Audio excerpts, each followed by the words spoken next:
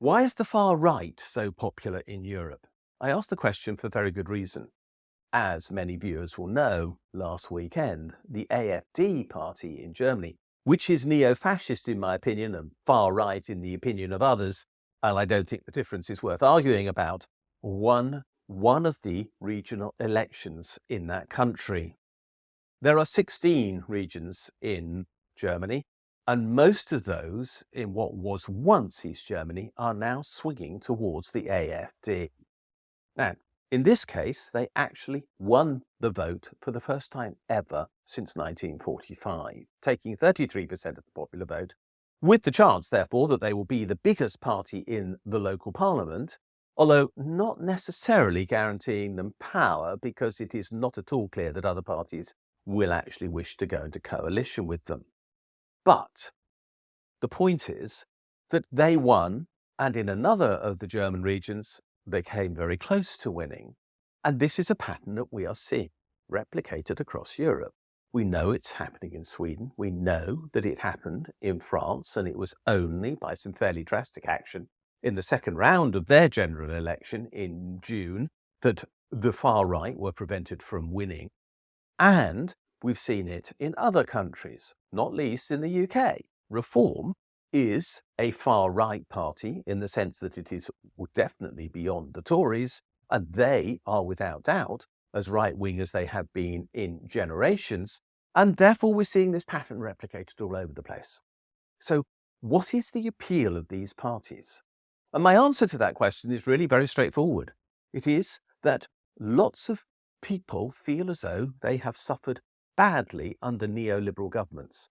In the case of Germany, for example, from the Christian Democrats and from the SPD, the Social Democrats, with a bit of green thrown in every now and again, because they, unfortunately, in Germany seem to be pretty neoliberal as well.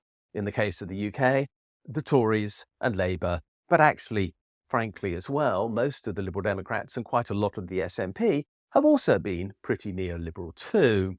In the case of France, there is Macron, who is refusing to even appoint a left-wing prime minister, even though they won the election.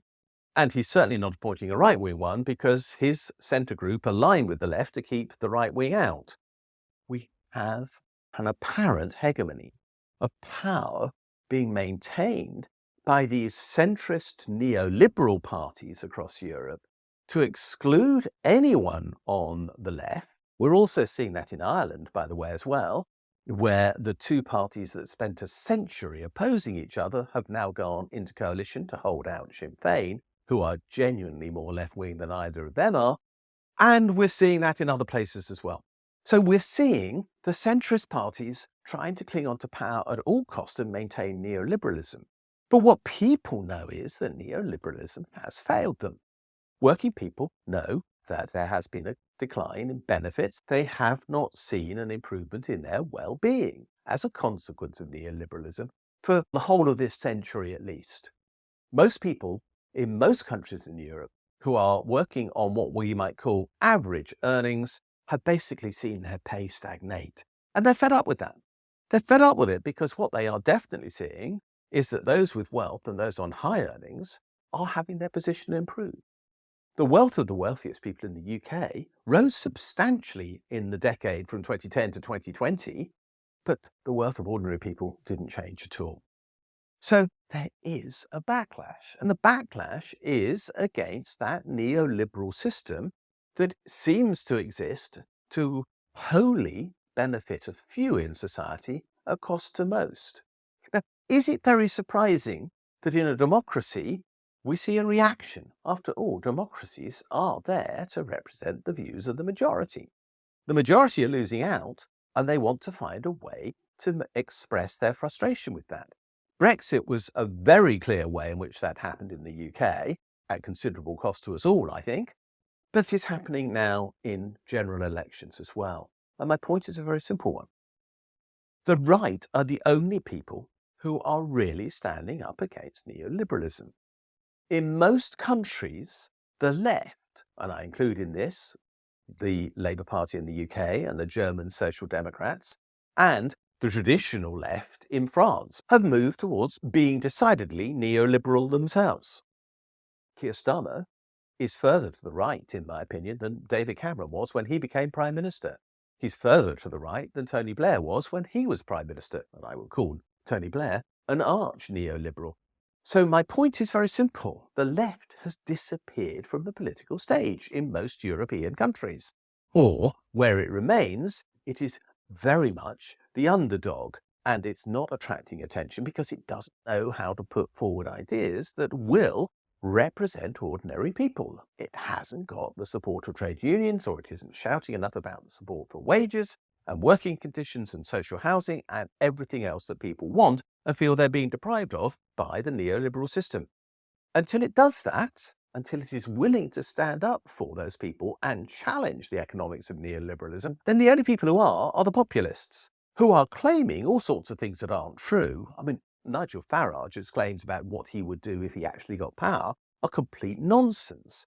And likewise, what the AfD says in Germany is a great deal of stuff that is utterly undeliverable in practice. But the appeal is there, and we can see it in the USA as well. Of course, it is nonsense that Trump spews all the time. But the far right are at least saying something which is not neoliberal. So if we are to get rid of the far right, and I most certainly want to, because I hate their misogyny and their racism and their discrimination and all the other things that they promote, we have to have a viable left-of-centre ideology, in the sense of parties committed to change, that will put the people of a country at the centre of their thinking. We haven't got that in the UK right now. Labour's been elected and some of us had hopes. Even I had somewhere deep down a sort of naive hope that we might genuinely see a Labour Party of the sort that I knew when I was young emerge from the wreckage of Starmer's election campaign, and that we'd discover he really was a social democrat after all. But we haven't. We haven't seen that at all. We've seen him confirm that he's committed to child poverty. We've seen him take on pensioners and cause them positive harm. And we've heard that he's going to inflict pain on ordinary working people. And why? All to keep financial markets happy. If that is what the supposed centre-left of politics is offering, there can be no surprise that people are moving to the far right. We have to have viable, alternative economic policies that support ordinary people if we are to get rid of the curse of the far right. That's what I'm working on. That's what these videos are all going to be about. And that's why I'm working with Danny Blanchflower. We call ourselves the Mile End Road Economists, precisely because the Mile End Road is where ordinary people live outside the city walls of London. We need to beat the far right. But to do it, we have to succeed on the left.